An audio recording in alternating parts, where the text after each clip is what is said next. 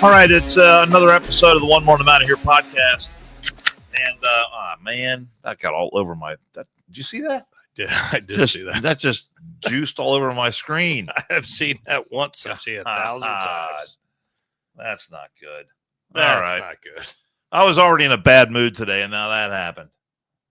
But I'm Dan Carroll. He's Jason Kiefer. And we got a lot of stuff to get to today. I don't like what's happening with Trump right now. I'm not going to lie. I'm not going to hide from it. We're going to talk about it. We're going to pull that up a little bit later. But there was a couple of things that happened earlier this week. And one of them was some things that happened at the State Department. And you may have noticed Pappas is not here today. I have no idea what he's up to. And I'm not even going to bother to ask. But a man about town. There was some, man about world. And I wanted to address some of these things that people put up these signs, allegedly put up these signs at the State Department. People, I guess, who either worked there and they got let go. You know, they went round and round on this with these federal judges who said, you can fire him, you can't fire him, you can't do this, all that stuff. So they let him go. And these are some of the signs that were posted there at the State Department. Can you click on those individually? Did they get big when you? I can't click on that. I think it's all maybe. Let me see. There you go. Yeah, I can. All right. Can you read the first one there for me? I don't have it on my screen. Colleagues, if you remain, resist fascism. Remember the oath you vowed to uphold. So what are they doing there? These are people at the State Department who are calling the commander-in-chief a fascist. Correct. So if this is how they're going to treat their boss, doesn't he have a right to say, we'll see you later? You obviously cannot get on board with the policy of the commander-in-chief, with the policy of the president of the United States. It is not your job to determine. I don't care what your job is at the State Department. There is one person who decides what the foreign policy of the United States is going to be. That is the president of the United States. Your job as an employee of the State Department, and look, there are different specific jobs that happen there at the State Department. But your job generally is to carry out the foreign policy decisions of the chief executive, whether it's Barack Obama, whether it's Joe Biden, whether it's Bill Clinton, whether it's Donald Trump. You may have your feelings about those policies. You may have your different political persuasions, and you may not agree with those policies, but that's not your place. So if you want to call the president of the United States a fascist because he's implementing policies that disagree with your worldview, then you don't have a place there. It is you should have manned up and sacked up and left before you got your sorry ass fired. Okay, so that's my one for fascism. Any comment from you over there, Keith? Well, I think it's you and I align with this. Complete bullshit. I'm working on sending something else that's going to rattle your fucking chain. Yeah, great. But let's move on to the next one. All right. Because I agree. Why? What? There's no reason. There's no reason for this. He's not a fascist. He's actually coming in and actually getting some shit done. But some people don't like that. I mean, is trying to end wars in Russia and Ukraine? It sounds terrible. It sounds terrible, doesn't it? You know, between Hamas and Israel, trying to end those wars, is that a bad thing? Ending the wars between in Africa, between the Congo and God, I can't even think of who it was now. Zambia. Yeah. Zambia. Whatever war that horrible bloody war in Africa. Forever. Rwanda might have been Rwanda in the Congo. Yeah. So if that's the kind of foreign policy that you disagree with, and cutting off the wasteful spending for USAID, I guess you like drag shows paid for by the United States in Colombia or Bolivia or wherever the fuck that was. Or what was it? Circumcisions in Madagascar or whatever it was. I have something in the works that I'm working on the background, because we're going to get to the other three. But I was feeling like absolute dog shit yesterday, and I got bombarded with text messages by our buddy Sitsy513. Oh. And I'm gonna pull up something. All right. After we get through these four, but I'm working on that. Well, he was inquiring as to your health. No. Okay. No. But I was literally feeling like absolute dog shit yesterday, and my phone, and all I'm trying to do is just lay in bed and watch TV. And then got into a goddamn text commentary, and I decided I was done. But I'm going to pull up what he brought up because I think you're going to like it. Well, let's go to the next one. If you say you love freedom, but don't care if it applies to everyone, then what you really love is privilege. What does that even mean? I don't even know what that means. I have no fucking clue. With freedom, I can only think that is a reference to the open borders that we have here in the United States, or that we had under Joe Biden. But it's fine to say freedom on one hand, but a part and parcel of that is sovereignty as well. You really, as a nation, you don't have freedom if you do not exercise your sovereignty. Correct. So. And that's the brilliance of our Constitution, because the Constitution looks at the individual as sovereign. So this whole notion that if you're trying to kick people out of the country who don't belong here, who have come into the country illegally, and don't give me the immigration, and they're gonna cut your grass and paint your house and make your bed for you and all that crap. No, they were talking about illegal people here who are here illegally. So I don't know, what are the infringements on freedom that Trump has created? Anyone got an idea on that? I mean, do you have any idea how many times the Biden administration stepped on the First Amendment rights of Americans? I mean, the list goes on and on and on. And our friend Falk, who's in the chat, said, do they know it's a privilege to live here? Posting that is not a privilege, which is absolutely perfect. Absolutely perfect. All right, let's go to the next one. Next numbnut at the State Department, who? Here sat America's experts on democracy. Ugh. Human rights, yes, which includes women's with an apostrophe S, LGBTQ+, and minorities rights, election security, freedom of expression, privacy, on countering corruption, violent extremism, and disinformation, and more. You've just released them and hundreds of their colleagues into the wild in the United States of America. To me, that sounds like a threat. Well, I don't know if it's a threat. You just released them. But it sounds to me like we're going to bemoan the fact that individuals like this are no longer there, because these people consider themselves the guarantors of all these things. Now, you know what? There's plenty of people who are left behind. There's no shortage of people working at the State Department. And just because you were working again against this president, and read me. It's too small on my screen here, so read me that list again. Okay. Here sat America's experts on democracy. Okay. Look again, the person who decides. You work at the State Department. The State Department deals with foreign policy. The person who decides what foreign policy is the President of the United States. Correct. No ifs, ands, or buts. So, fine. If you're an expert on democracy, well, that's great. But your job is to carry out the foreign policy of the President of the United States, not your own. Next.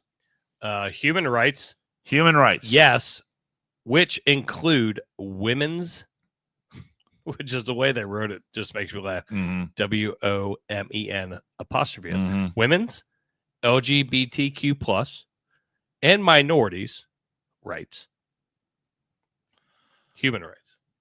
Which includes all of those. Do you have any idea what the smallest minority is? Do you know what the smallest minority in America is? Or the smallest minority in the world? The smallest minority in the world is the individual. Okay? So don't give me this minority rights. There's no one exactly like me. There's no one exactly like you. There's no one exactly like Pappas. God, there should be. There is there the person who wrote this note. Yeah, there's no one exactly like this person. And for the audio listeners, a big American flag on top. You are an individual. See, what she's talking, what this person, and I'm guessing it's a she, what this person is talking about is group rights, right? Rights for the LGBTQs, rights for this group, rights for that group. That's not how it's supposed to work. Our Constitution, again, looks at the individual. The rights are designed for the Constitution limits the government and what the government can do. But it also recognizes the individual, again, as a sovereign entity, as a sovereign person, sovereign unto yourself. So it matters not if you're gay or straight or Muslim or whatever your religion is. It matters not. You're an individual. And you have the exact same rights under the Constitution that I have. If you're legal. If you're in the country legally. If you're an American citizen. That is part of the greatness of being an American. Ready for the next one? So don't give me this crap about, that, democracy isn't available for people of certain minority groups because you aren't going to be there anymore. Go ahead. Next one.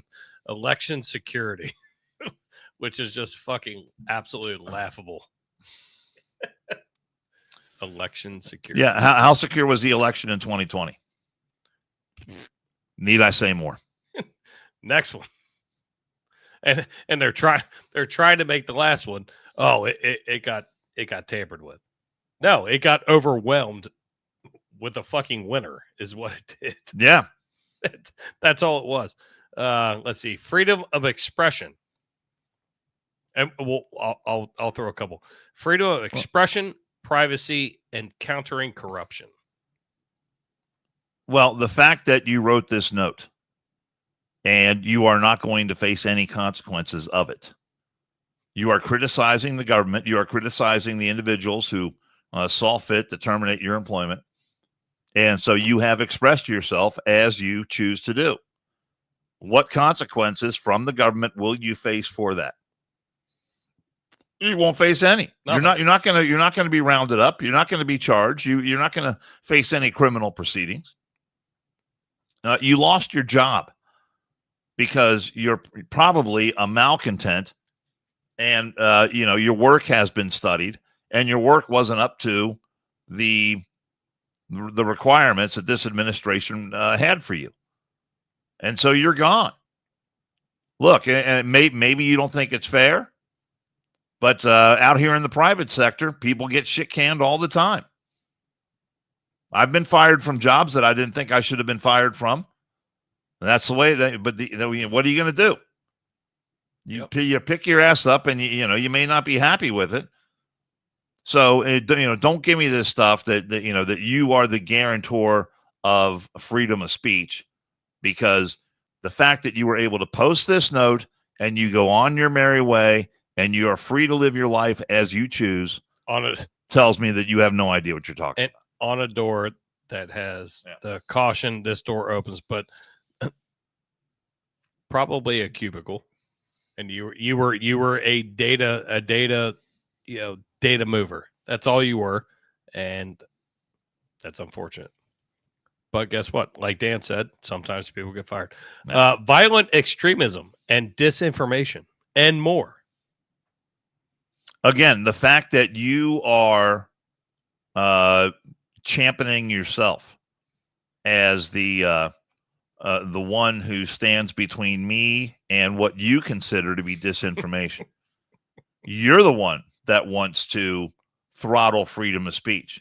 You're the one who wants to decide what is fit for me to see and read and hear, and not me on my own. And look, I understand there's all kinds of crap that goes around it. I have to wade through it every single day for what I do for a major part of my living. I need to count on my own resources and my own ability to look at what is real and what is not real. Yep. So it was the Biden administration that wanted to create, this disinformation panel.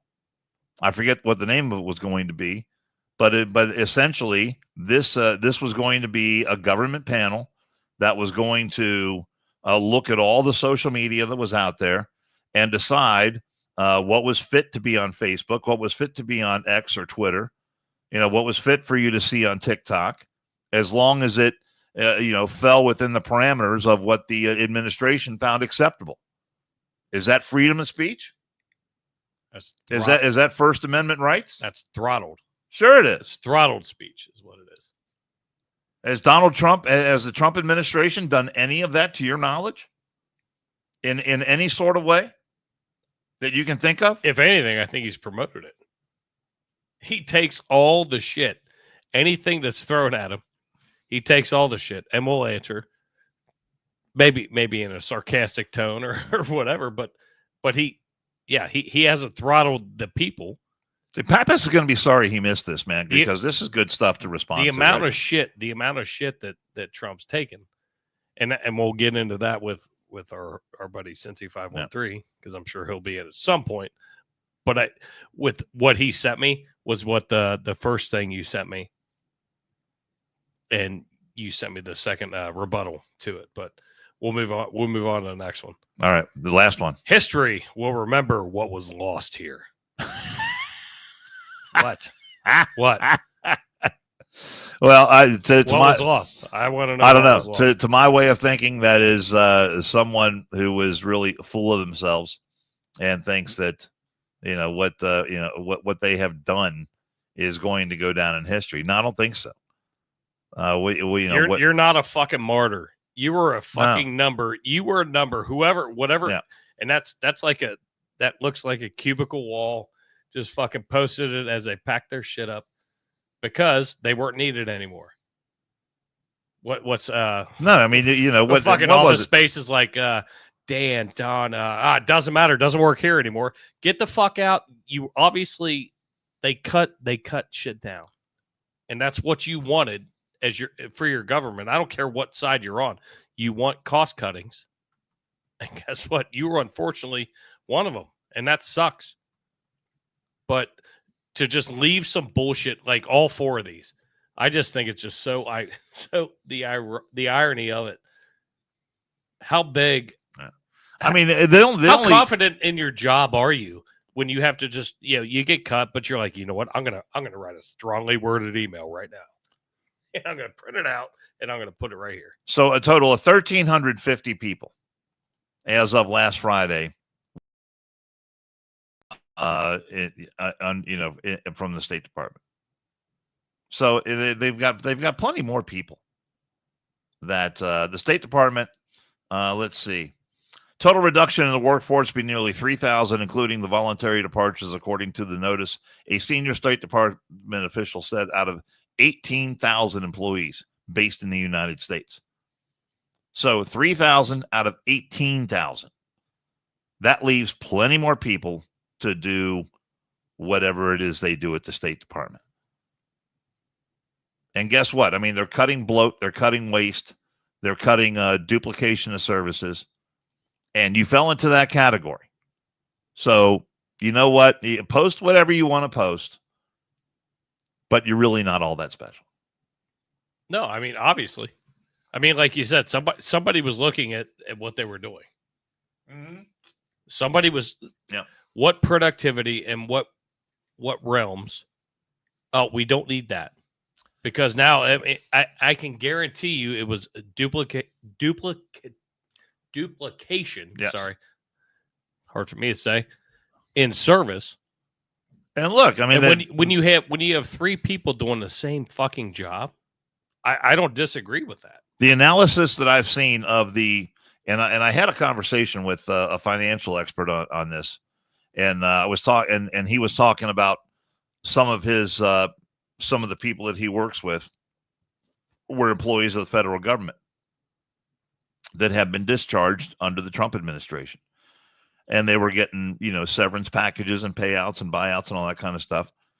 And I said, so you've seen some of these packages? He said, yeah. I said, are they fair? Are they equivalent or close to what they could have expected in the private sector. And he said the packages that I've seen, of people that people, and he's a financial advisor. And so they come to him, look, hey, I worked at the EPA, I got fired. Here's my severance package. What's the best thing for me to do with this? And he's looked at him and he says, you know what, they're probably not the greatest, but he says all in all, everything considered, they're probably very fair. And so you're getting a decent severance package, and you posted your crappy things there. And I'm glad I was able to respond. Yes, and I thank for whoever posted those on my social media. If you're worth a fuck in your job, then guess what? You'll get hired somewhere else. May not be the federal government, yeah, but you'll be good at whatever else you do. But well, if you're so smart at defending rights and standing up for the downtrodden, there's a lot of people out there who are looking for what you're offering. So good luck to you. So I know we're going to kind of jump around from what we were talking about, but because I forgot that Cincy sent me this. Oh, okay. What did he send you? But he sent me the first Truth Social. And I'll turn this, and if you want to read it. that Trump posted?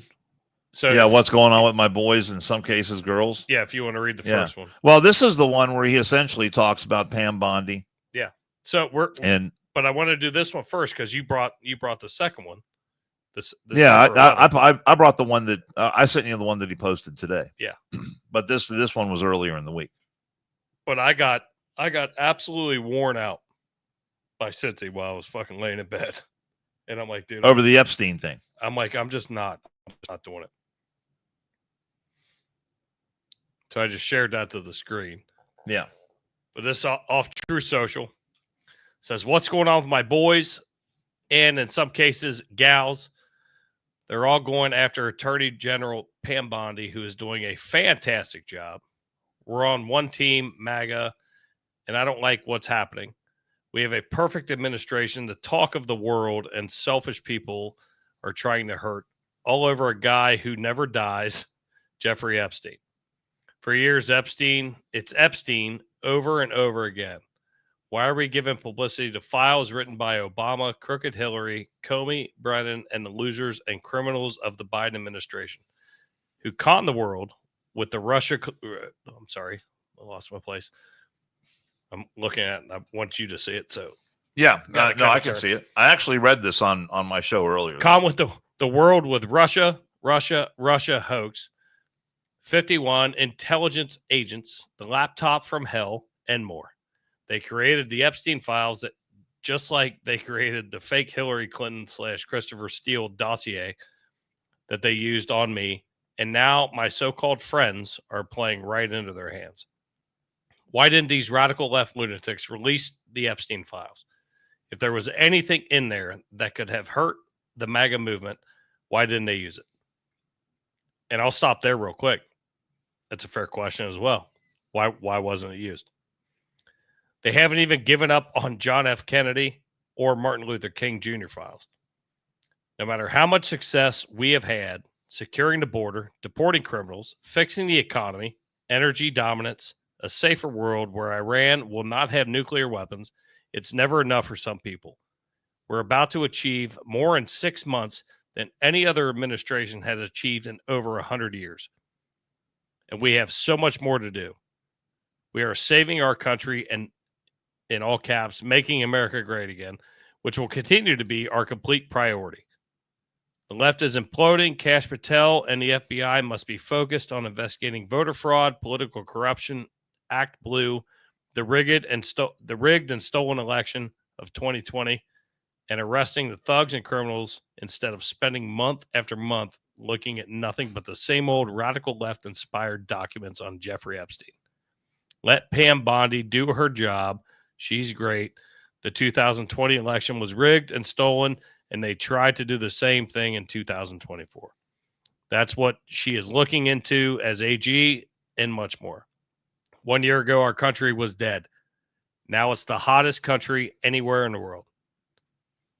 Let's keep it that way and not waste time and energy on Jeffrey Epstein. Somebody and nobody cares about it. Thank you for your attention in this matter, which I love how he ends it every time. So he sent me that, and I didn't look at it. Honestly, I didn't even pull it up because I was just not fucking dealing with it yesterday. But yet I was getting inundated with text messages, and I love the banter back and forth with him to a point, but not when I don't feel good. But he was like, well, tell me I'm wrong. Tell me I'm wrong. Tell me I'm wrong. I'm like, well, I haven't even looked at what you sent me first and foremost, but I said, you and I can agree to disagree on things. You can think something's true and I can think something's true. But I said, I don't know all the facts. And I was like, I don't know what's in there, and neither do you. So everyone wants to say, wow, well, Trump's got to be in there, which maybe he is. But guess what? I think there's a lot of other people that are in there that other people don't want to fucking know that are in there. Yeah. So, and Eric and I talked about this morning. It comes down to a point, and I pulled it into public service. And like me being a former assistant fire chief, and I had guys that worked underneath me. I was the buffer to my bosses between them. There's things that go on behind those doors that you don't want to fucking know about. You'll know what you need to know. I won't let you get hurt, but I'm gonna heed some of this shit. This is a little different because he's the president,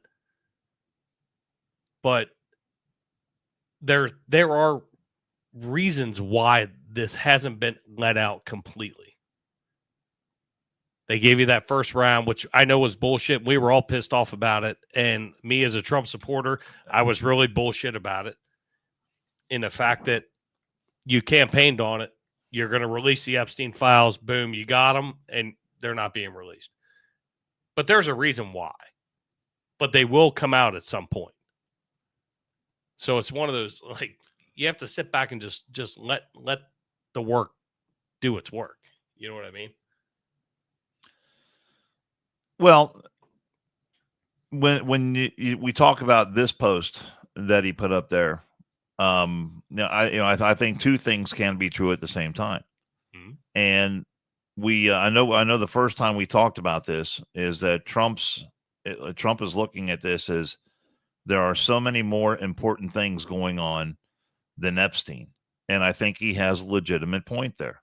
I mean, you talk about trying to stop all these wars going on around the world. You're talking about the great economic progress that we have made so far. All these accomplishments that Trump has had in the first 5 or 6 months in office. So these things far outweigh the overall importance of the Jeffrey Epstein files. So that is true. But what also is true is that the Trump campaigned, and part of his campaign was saying that we're going to find out what happened. We're going to release the files. Everyone's going to know. And when when your attorney general makes a comment saying, hey, I've got all this stuff on my desk, it's up for review, it's going to be coming out. And then you come and say, well, there's nothing there. There's nothing to release. Then you've got to show your work. Remember when you were in school? Hold on. Let me pause you. Just remember that thought. Let me pause you real quick because this happened to me fucking earlier today. I went to just type a comment in because our friend Falk said, then why is Maxwell still in prison? It's a good point. Perfect. It's a great point. All I tried to type in was, you can definitely do that. She said she was losing faith in Trump or whatever. I said, you can definitely do that, Falk. But I think there is way more behind it. Facebook just fucking wouldn't let me post that. YouTube let me do it. But Facebook. Huh. And there is nothing in there that is accusing anybody of anything. It happened to me earlier when I was on with Tansy. This is the shit that pisses me off. But go ahead, continue. Sorry. No, I derailed you, but no, it's like when you were in school and you had a math problem, and it would say whatever the problem was, and you get, and don't just write the answer, but show your work. Well, okay, then Then if you're going to tell us, that there's nothing to see here, or things have been destroyed or they've been missing, show your work. Just show us your work. How did you get from point A to point B? And that has not been forthcoming. Correct. So I talked to people on the radio the last 3 days. I've been hearing from people all over the place. I heard it this weekend when I was at the golf course. And people want to know what the hell is going on with this. But Trump does not want to let this distract and take away from all the great accomplishments that he's had. But they have played this and handled this so poorly, this administration has, that they've got to, before this gets completely out of hand, and I think they still have time to do it, to come up and show us and give us. Look, we don't need all the details. We don't need, again, you got to protect the innocent people here. But if you're going to tell us that there's nothing here, then tell us why. How did you get from point A to point B? Yeah. No one knows that right now. And if you couldn't get from point A to point B, why couldn't you get from point A to point B? It's all those unknown things that are making this, and I think it's getting to the point where it's a way bigger issue than it should be. Yeah, and they're not gonna, obviously they're never gonna tell us that. But I told Eric today, I think in my heart of hearts that list is gonna come out. I just don't know when. But also, I questioned on his last show, and I think our last show, what list are you looking for? Are you just wanting flight logs? Are you just wanting boat logs? Like what list? Because I think everything is being combined into one thing, and I think they're different. There's different things that people, us, and it's not me talking down anybody, us as a collaborative, as American people, they want to know the Epstein list. Well, what list are we looking at? Look, I don't care if you flew on the Lolita Express 100 times. I don't care. The only thing that I care about is that if you were there and you were doing things to little kids that you shouldn't have been doing, then you need to be held accountable for that. To me, that's the bottom line. And are we ever going to get there? Does that list exist? I don't know. So I don't think anybody knows what the actual list is. That's my point. And I don't. And there's so many people out there who are saying, "Well, this guarantees that Trump's on the list because he doesn't want it released." Well, you know what? Biden had control of this list, all this information as well. Obama did too, and they never released it. But here's what Trump said about this today, and this crosses another line because now he's going after his own supporters. All right, hold on. Let me pull it up. That's where I thought you were going. And that's what I wanted to see what you and our viewers and our listeners think of this. So Trump wrote this earlier today. The radical left Democrats have hit pay dirt again, just like with the fake and fully discredited Steele dossier. The lying 51 intelligence agents, the laptop from hell, which the Dems swore had come from Russia. No, it came from Hunter Biden's bathroom. And even the Russia scam itself, totally fake and made up story used in order to hide crooked Hillary Clinton's big loss of the 2016 presidential election. These scams and hoaxes are all Democrats are good at. It's all they have. They are no good at governing, no good at policy, no good at picking winning candidates, which, all that is, I don't know how you can argue with any of that. That all is true. Also, unlike Republicans, they stick together like glue. Their new scam is what we will forever call the Jeffrey Epstein hoax. And my past supporters have brought into this bullshit hook, line, and sinker. They haven't learned their lesson, and they probably never will. Even after being conned by the lunatic left for 8 long years, I have had more success in 6 months than perhaps any president in our country's history. All these people want to talk about was strong prodding by the fake news and the success-starved Dems is the Jeffrey Epstein hoax. Let these weaklings continue forward and do the Democrats' work. Don't even think about taking off or talking of our incredible and unprecedented success, because I don't want their support anymore. Thank you for your attention to this matter. Make America great again. So again, Trump shows his hand here that he thinks there are far more important things going on than the Epstein hoax. But what everyone's talking about today is he's talking about, and because he's talking about, and he does make a legitimate point here, that Democrats stick together like glue, and Republicans, whenever there's is some heavy lifting to be done, or there's some controversy, or there's something that is a little bit unpleasant, they scatter, and they do not stand together. Okay. So he's calling out a truthful thing there. But where he's talking about, my past supporters have bought into this bullshit. So people are looking at that and saying, well, Trump is attacking his own people now. So, I mean, is that how you read that? I mean, do you see that as an attack, or do you see that as him simply calling balls and strikes and saying, look, there are Republicans who, because this is not going their way, are turning on him and turning their support on away from him. And I've been hearing a lot of that too. Hey, I've heard a lot of people say, we're getting screwed by Trump because he promised this was going to be released, and now I can't trust him on anything else. No, I agree with all balls and strikes. He's calling his people out of like, hey, they're like slowly, I'm going to the camera, they're slowly picking away. They're picking away at shit. But look at what we're doing. Keep your mind right and keep moving down the fucking road. Now, this is a response, and since he's not in, and it's unfortunate that he's not, because I told him, I was like, we're going live Wednesday at 5. But this is a text message I got right after he sent me that. And I know Pappas would lose his fucking mind reading this, but he goes, this is funny, though. Now he's claiming the files are written by Obama, etc. Mm-hmm. He's starting a new conspiracy just in case that list gets leaked.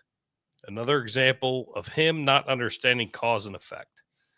Just like how he has no regard for any consequences his policies will have down the road. I want to get to that in a second. He campaigned on releasing that list because it was a good marketing tactic. I don't disagree with that. I will agree with Cincy. He pushed it hard. He pushed it hard, and he got a lot of fucking votes, I'm sure, because of that. That list/case was never going to see the light of day because he knows he's implicated in it too. But the recent blowback has shown some weak points in the blind loyalty. So he throws out some BS about it all being deep state / left-wing fabrication, so the cult members can have some doubt to cling on to.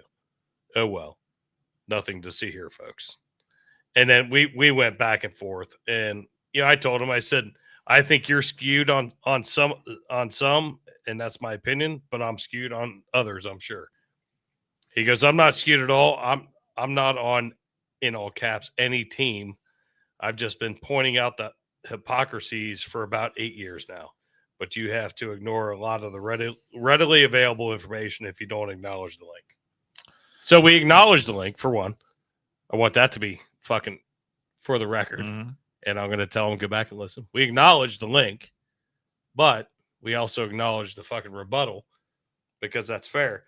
But name me one, and you're older than I am, and this is why Drinking Bros did this, and I was curious when I heard this.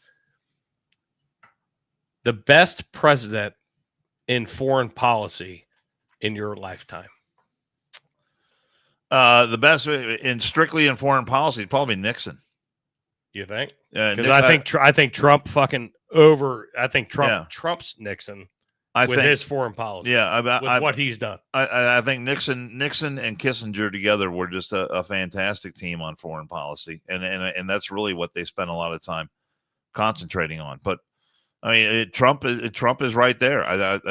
Their approaches are different. Sure.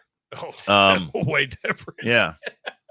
But when it comes to when it comes to exercising American strength, when it comes to exercising America's dominance, not just militarily, but economically, I think Trump knows how to play those cards, and he plays them brilliantly, and he has achieved a lot. And he's, he talked today and earlier this week about another round of tariffs and more tariffs coming out. But so far, everything he's done, everyone's talking about, oh my God, we're going to have inflation. It's going to be unbelievable, and economic collapse and all this other stuff. Well, none of that is materialized. So I think Trump is feeling pretty good about his economic policies. Well, I love that. And his foreign policies, and they're connected now because of the way he talks about more sanctions for Russia and more tariffs for Russia, and 100% tariffs for Russia. So get your shit right, bro. Yeah, but get your shit right, or we won't have to do this.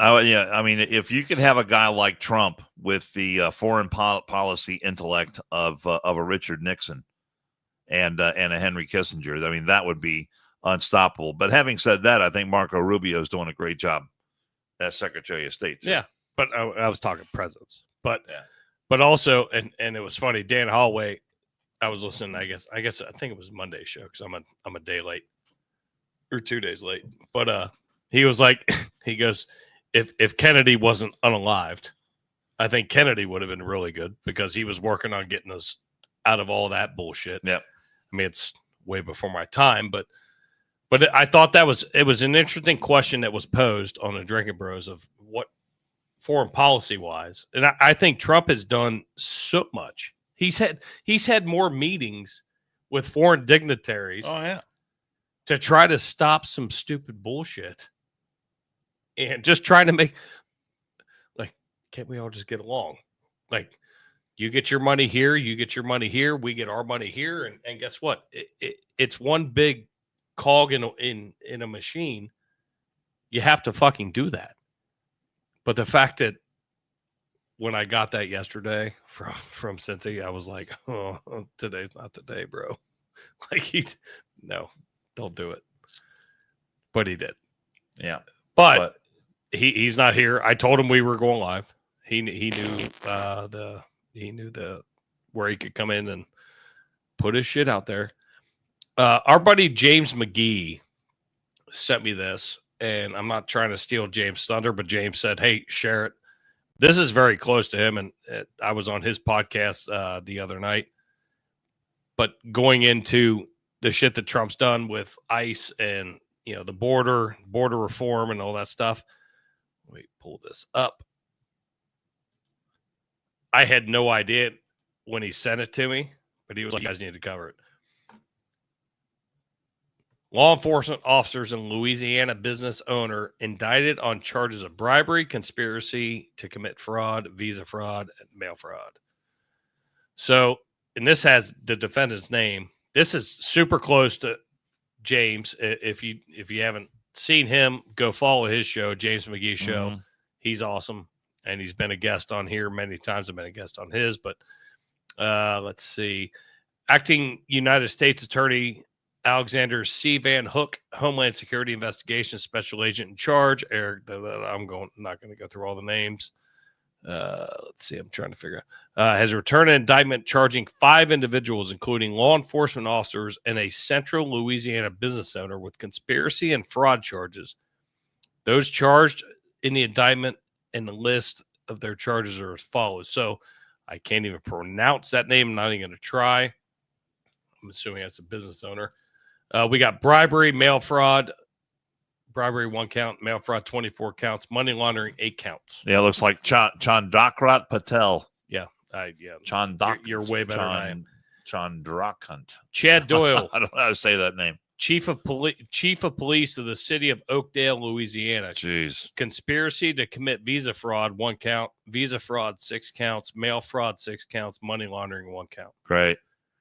Michael Slaney, a.k.a. Freck, in quotes. Marshal of the Ward 5 Marshal's Office in Oakdale, Louisiana. Conspiracy to commit visa fraud 1 count, visa fraud 6 counts, mail fraud 6 counts, money laundering 2 counts. Glenn Dixon, Chief of Police for the city of Forest Hill, Louisiana. Conspiracy to commit visa fraud 1 count, visa fraud 6 counts, mail fraud 6 counts, money laundering 6 counts. Man, we're in the wrong fucking business, Dan. And then Tabo Onashia, former chief of police for the city of Glenmora, Louisiana. Conspiracy to commit visa fraud, 1 count, visa fraud, 6 counts, mail fraud, 6 counts. The 62-count indictment alleges that from on or about December 26, 2015, and continuing until at least July 15th of 25, Patel, Doyle, Slaney, Dixon, Onisha conspired together to commit visa fraud, namely a non-immigrant U visa, which defendants knew to be procured by means of false claims and statements and otherwise procured by fraud and unlawfully obtained by defendants. So these are people that should be upstanding citizens in the, I don't know what they call them down in Louisiana. I mean, I know they're wards. Yeah, the parishes. But these are chiefs of police, couple chiefs of police that are going completely against what the fucking ebb and flow of what this administration is doing. And when he, and I can't wait to get James on. James was driving. I wanted him on so bad, but James is driving. He wasn't able to be on. But he's going to cover on his show because this is super close to him, and I know he is fired the fuck up. But I felt this was, at least apropos to bring up, bringing all the Trump stuff that we've already been talking about, and it's like we have a plan, and then you have officials that are interdicting that plan.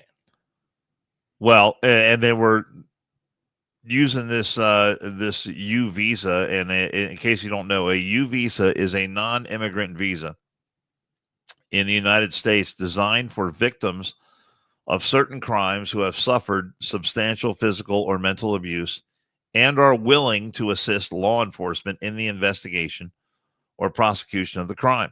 It provides temporary legal status, work authorization, and the potential to adjust to permanent residency after a period of time. So they were using these fake police reports in order to obtain U visas, saying that, we get to stay in the country now because we were victims of crime and we're willing to work with police to, bring justice to the perpetrators of those crimes. But there was no crime.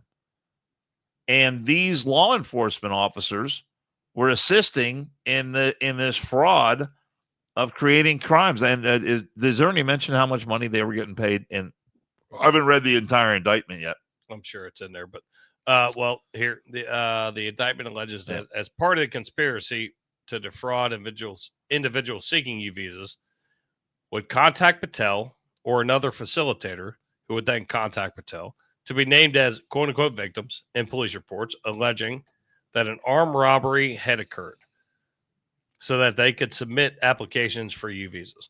The indictment also alleges that aliens sent Patel thousands of dollars to participate, and in exchange, Patel would ask his co-conspirators, Doyle, Slaney, Dixon, Onisha, to write false police reports naming the aliens as victims. Let's see, alleged that the indictment, I see a number here, sum of $5,000 on February 18th.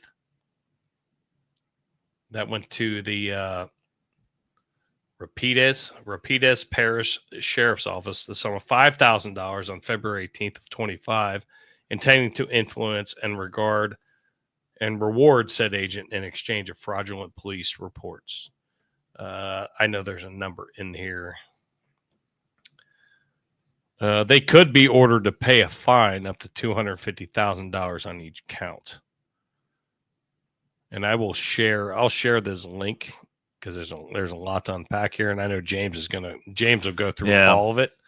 But he was like, dude, you at least need to throw it out there on yours. I was like, well, I don't want to take a story that's close to you. And he was like, no, please do. Yeah, but Oakdale, California, or no, I'm sorry, not California, Louisiana. So you got the chief of police at Oakdale, Louisiana, Michael Stanley, who's a marshal of Ward 5, the marshal's office in Oakdale, Louisiana, Forest Hill, Louisiana. I don't know how far away that is, and then Glenmore, Louisiana. So all these places, you were able to find corrupt individuals at the level to create false police. And if you create a false police report, that's a crime in and of itself. Yeah. So just doing that, and they're showing this one payment was made for $5,000. How can $5,000 be worth?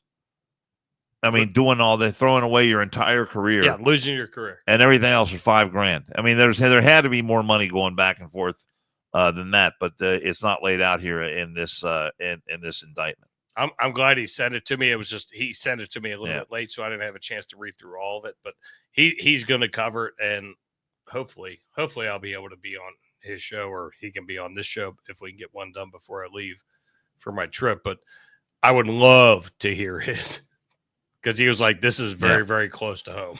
So. And look, and so look, there's people out there who are looking to screw the system over any way they can. And we have a local story here in Cincinnati of this dude. Let me pull up his name here. His name is Ayman Solomon, and he has been in the country since back. I mean, for a long time now. And he worked as a chaplain at Cincinnati Children's Hospital. And then he was locked up in Butler County because ICE came and said, you need to get out of here. Yep. He had a hearing yesterday, and a federal judge granted a temporary restraining order. And they're saying that Ayman Solomon cannot be moved. But here's the thing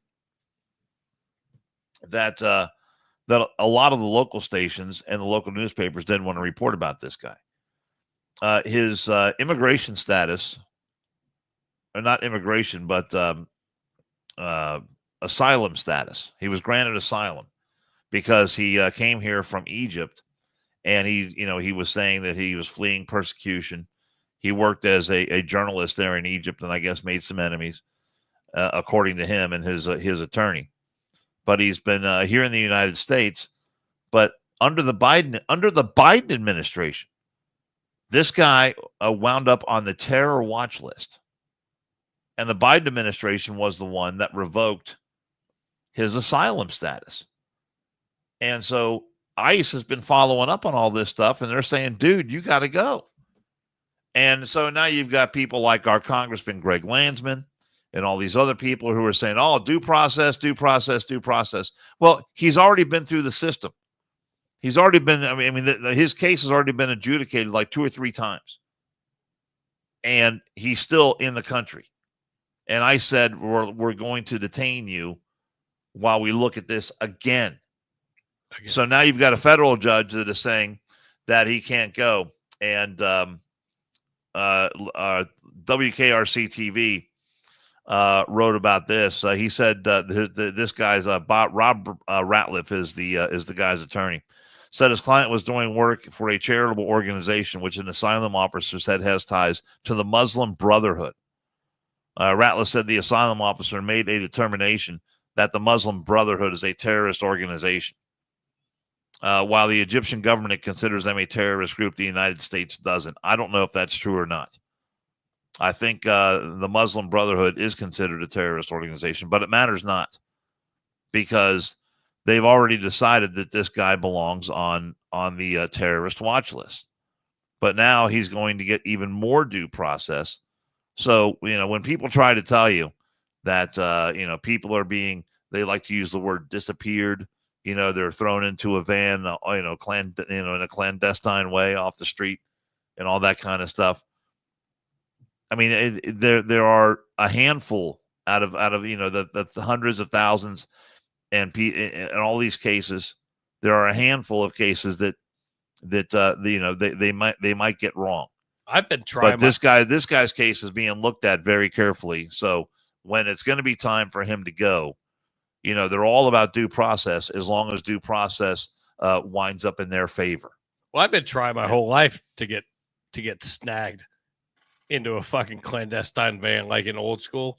I've been trying my whole life to get that to happen. And why do you want that to happen? It hasn't happened yet because it seems like a fun time. Have you ever watched the movie Old School? I mean, you want to be held captive with your arms tied behind your back? I mean, maybe. I mean, it might be fun for a minute. And then you're going to work that rope loose and escape, and I could be the next Jack Reacher. Pull a MacGyver. You don't know that. A MacGyver kind of move, but that goes with the fella that decided to throw Molotov cocktails all over fucking Jews. Yeah, his shit was fucking revoked. He was supposed to be back to Egypt, and guess what? Wound up killing someone. Ended up killing somebody, and unfortunately, our administration didn't get him quick enough. Through no fault of their own, he had obviously been under the radar since, I think, 2017. It was when his visa was revoked, but he was hanging out. But then he just couldn't take it anymore. I mean, I just think it's so ridiculous. Do the right thing, and you can stay here. And if you're not right, they tell you go back. But if you do it the right way, you can come back. Now, it's unfortunate. The situations you may have to go back into, but that's not anybody else's fault. It's not. I don't give a shit what you say. You weren't born here. You don't belong here until you belong here legally. And I'll accept anybody as long as you're here legally. Because I pay too much and I've worked too hard for all the shit. And these illegals are getting so many benefits that we pay for. If you do it right, and I understand you're trying to get away from bad shit. I understand that. But it's also, I was born here. This is where I live. This is my peace. And it sucks. It sucks to sound that way. And it might be hard and harsh, cold, whatever. But I don't feel bad about it. Do it the right way, and guess what? You'll have a great life. Yeah. I love it here. And I don't want to move anywhere else. I mean, that's a form of amnesty, if you ask me, that you were in the country illegally, but the Trump administration says, look, you self-deport. You come clean, you raise your hand, say, hey, I'm not supposed to be here. I'm gonna self-deport. They're gonna put about $1,000 in your pocket. You're going to leave the country, and then you have the chance to come back later on legally. It's expensive. I mean, it's expensive. There's no doubt. It's expensive to come across legally because a buddy of ours, had colleagues of his that have had to do it. It's expensive. But guess what? If you want it hard enough, you'll fucking get there and you'll do it. I don't feel bad for that shit. Especially when you're found. Like when you're found out and you've been sipping off the teat of the American public for as long as you have, and you're found out, these bleeding hearts that are like, oh my God, it's so bad, it's so terrible. Yeah. Well, guess what? You apparently make more money than I do, motherfucker. All right. Our thumbnail showed a picture of a bowling alley. Oh, yeah. We need to get to that. We need to get to that. Fuck. I should have brought my bowling ball out. I know. I was thinking about that. I told you earlier I was going to bring mine. We talked about it, but just to throw a little lighthearted shit into Dan and I's. Should we do a little... oh, shit. Hold on. Yeah. A little sponsorship here. And hold on. Let me remove that. By the way, we have not been on on a podcast since our last podcast, which was before last weekend. And last weekend we had a little men's night God. I knew at it our was club. What? Coming. I knew it was coming. I've waited the entire show. I know. I'm actually proud of you. If it was you would have talked about it. Not true. No, come on. Not true. But the winner of the Texas Hold'em tournament right here. That was fun. It's actually...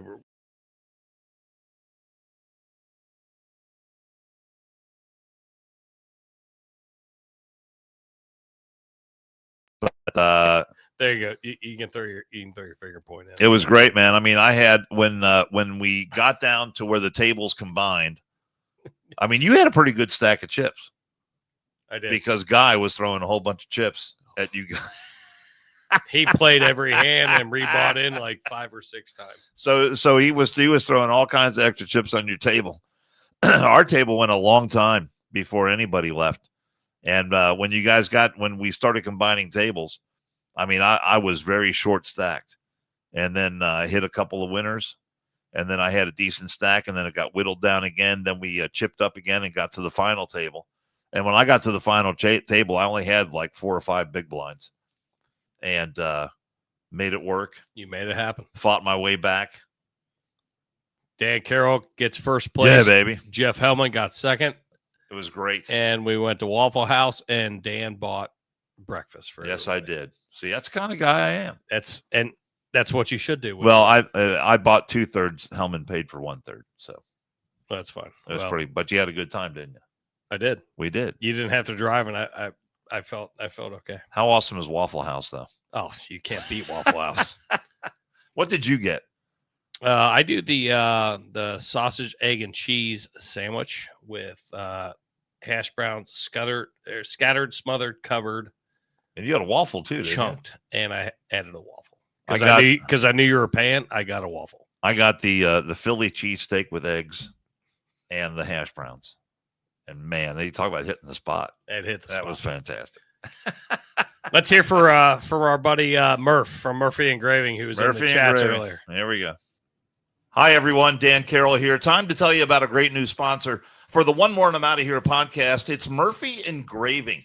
Murphy Engraving is the place to go for your business, industrial, and personal engraving needs.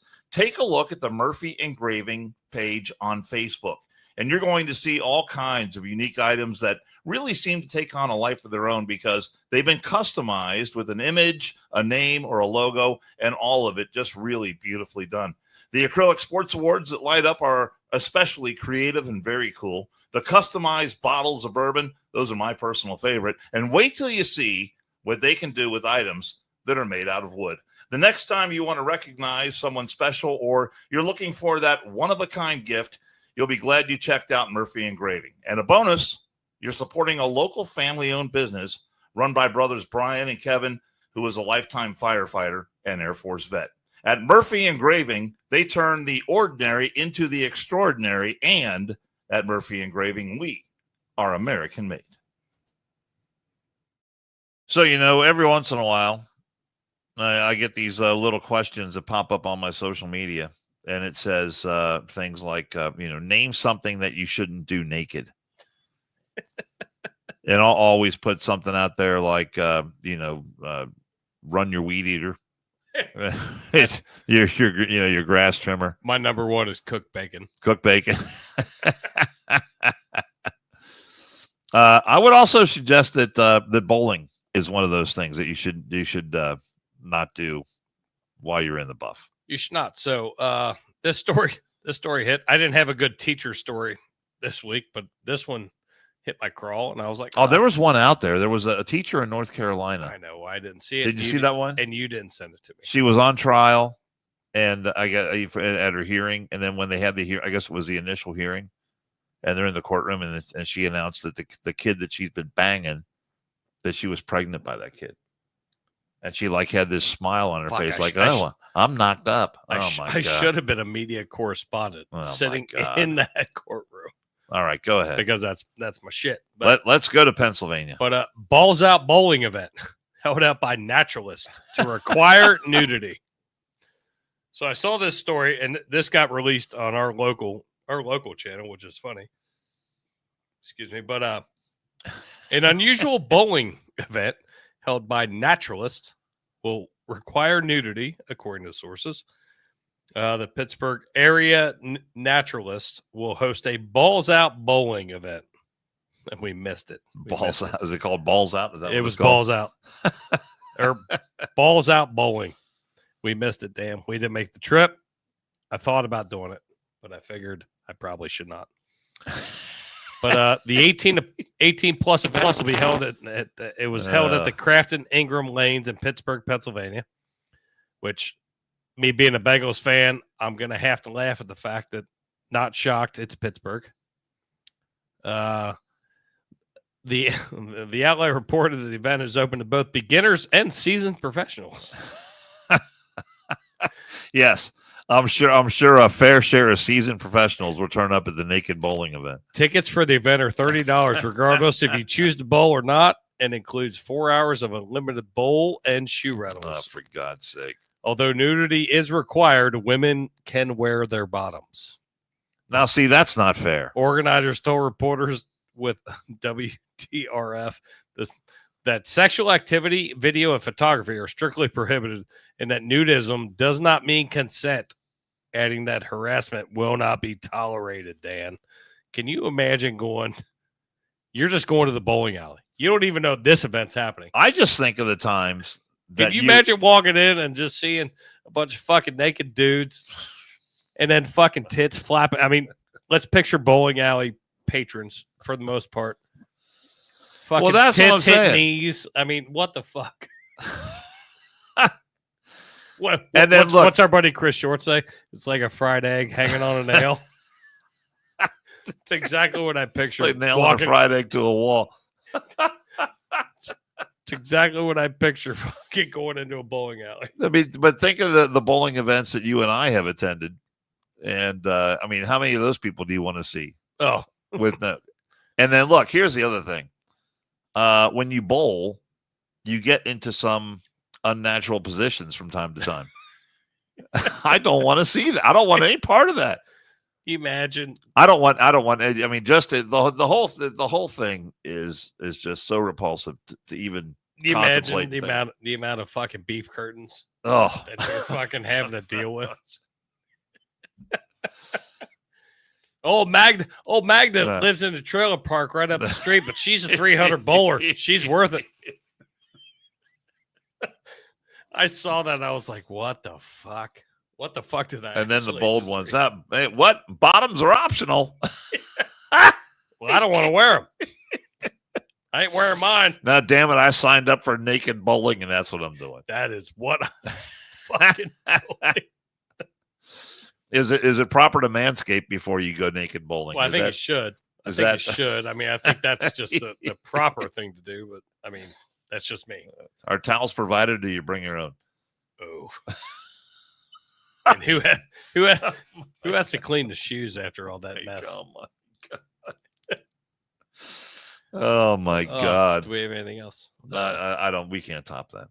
We can't top that. What's you're working with? You're working with corporate tomorrow. Yeah. Can you do one early Friday, maybe? One of our former great sponsors, Randy Corbett. Early one Friday, potentially, before I go out of town. Because then we're gonna be a week and a half out. I'm probably working with Corbett again on Friday too. So I couldn't probably do something before 4 or 5 in the afternoon.